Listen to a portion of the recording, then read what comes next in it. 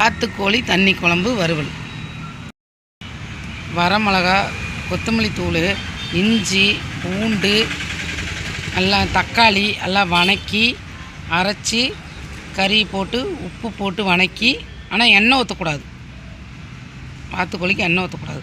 நல்லா போட்டு வணக்கி நல்லா மஞ்சத்தூள் உப்பு போட்டு வணக்கி தண்ணி ஊற்றிடணும். கொஞ்சம் ஊற்றி நல்லா கொஞ்சம் வேக வச்சு அப்புறமா மசாலா அரைச்சி ஊற்றி தண்ணி குழம்பு.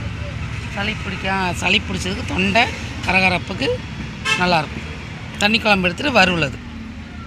எண்ணெய் ஊற்றி கடுகு போட்டு வெங்காயம் பச்சை மிளகா எல்லாம் வணக்கி விட்டு மசாலா இஞ்சி பூண்டு பேஸ்ட் போட்டு வணக்கி அப்புறம் கறி எடுத்து கொட்டி வணக்கி நமக்கு என்ன தேவையான காரம் பொடி எல்லாம் போட்டுக்கலாம். சூப்பராக இருக்கும், சுவையாக இருக்கும்.